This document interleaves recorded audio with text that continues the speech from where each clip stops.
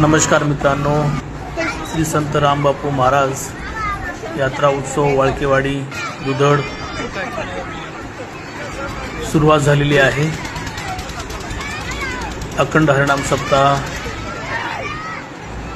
रविवारी काल्याचे कीर्तन आणि यात्रा सुरू झालेली आहे। स्टॉल लागलेले आहेत। आकाश पाळणे, खेळणी, लहान बालके, आमचे मित्र पहा, जिलेबी, भजी, लाडू, आकाश पाळणे आलेले आहेत। आकाश पाळण्याचा आनंद घेत आहेत लहान बालके, तरुण।